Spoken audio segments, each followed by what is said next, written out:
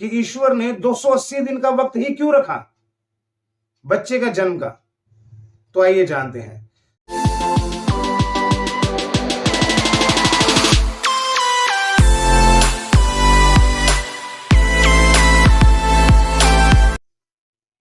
नमस्कार दोस्तों, गुरु शरणम।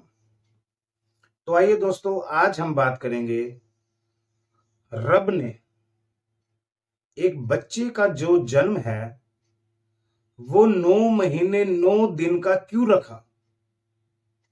क्या राज है इसके पीछे? अगर रब चाहता तो इसका जो टाइम है, जो इसका समय है, वो इससे ज्यादा भी रख सकता था या इससे कम भी कर सकता था। लेकिन उस रब ने 9 महीने 9 दिन यानी कि 280 दिन का जो बच्चे का जन्म का समय रखा है, इसमें क्या राज है? तो आज हम आपको वही बताने जा रहे हैं कि ईश्वर ने 280 दिन का ही वक्त क्यों रखा। तो आइए जानते हैं। जैसे कि आप सभी लोगों को पता है, हमारे ग्रंथों में बताया गया है कि किसी भी प्राणी का जन्म या मृत्यु 40 दिन पर निर्भर है, उसकी यातनाओं के लिए या उसके तैयार होने के लिए। तो उसी प्रकार 40 जो दिन है, ये जो हमारे शरीर में 7 चक्र है, जो हमारे शरीर में 7 चक्र है, अलग अलग तरीके से काम करते हैं। इनकी अलग अलग बीमारियां भी हैं और अलग अलग इनके फायदे भी हैं। अलग अलग नुकसान और फायदे दोनों ही तरीके के हैं। लेकिन किस प्रकार काम करेंगे ये हम आपको आगे आने वाली वीडियो में बताएंगे स्टेप बाय स्टेप। लेकिन आज का जो राज है ये सिर्फ यही है कि ईश्वर ने 280 दिन का वक्त ही क्यों रखा बच्चे का जन्म का। तो आइए जानते हैं। जैसे कि हमें पता है कि 40 दिन अगर किसी बच्चे का जन्म होता है तो हमारे सनातन या हिंदू धर्म के हिसाब से जो 40 दिन का है उसका एक लिमिट टाइम की सीमा दी गई है, जिसमें हम कई लोग इसको पवित्र मानते हैं, कई लोग नहीं भी मानते हैं। कोई पाठ पूजा या कुछ भी, मतलब 40 दिन के लिए हर चीज को रोकथाम दिया जाता है। तो वैसे ही जैसे कि बच्चे का जन्म, जैसे ही बच्चा मां की कोख में होता है, उसके 7 जो तत्व हैं, जो 7 चक्र हैं, वो धीरे धीरे ही बनने शुरू होते हैं। तो एक चक्र के जन्म का 40 दिन, दूसरे चक्र के जन्म का फिर 40 दिन, धीरे धीरे करते 7 जो चक्र हैं वो 40-40 दिन के हिसाब से 280 दिन में कंप्लीट प्रोसीजर उनका रेडी हो जाता है।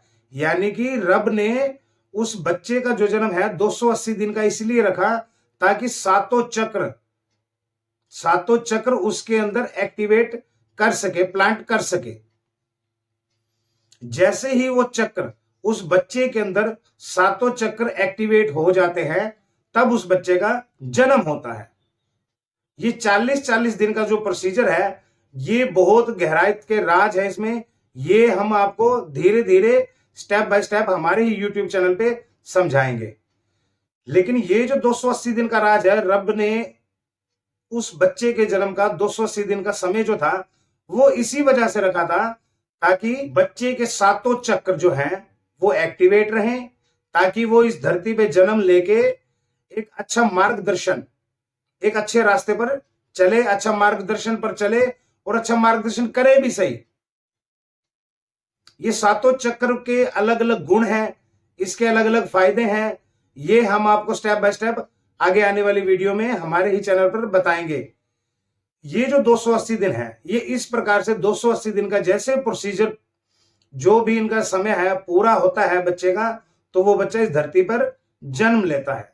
ये था 280 दिन का राज जो रब ने एक मां की कोख में 9 महीने बच्चे को रखा ताकि उसके 7 चक्र संपूर्ण तरीके से विकसित हो सके, ताकि वो इस दुनिया में आकर अपने जो मंजिल, जो अपने रास्ते हैं, उस ईश्वर के बनाए हुए रास्ते, उस ईश्वर की बनाई हुई कुछ नेकियां, कुछ अच्छे कर्मों को कर सके।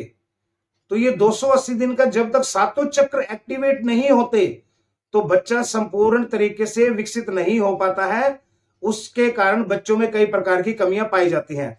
जैसे कि आज के दौर में हम 7 महीने में 8 महीने में जो बच्चे पैदा हो रहे हैं तो उनमें किसी ना किसी प्रकार की जो है वो कमी है वो देखने को मिलती है, क्योंकि सातों चक्र जो है उनके एक्टिवेट नहीं हो पाते।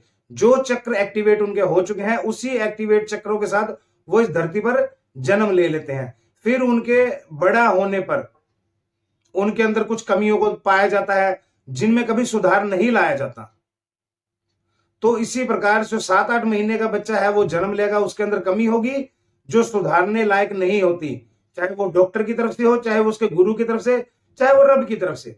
लेकिन 7-8 महीने में बच्चा जन्म इसलिए लेता है क्योंकि नेगेटिविटी, यानी कि हम ऐसा लगा लो कि शैतान बोल सकते हैं उसे, नेगेटिविटी, नकारात्मक ऊर्जा, उसने रब से एक वादा किया था जब इंसानों के हक में ईश्वर खड़ा हुआ था और शैतान जो था वो इंसानों के खिलाफ था।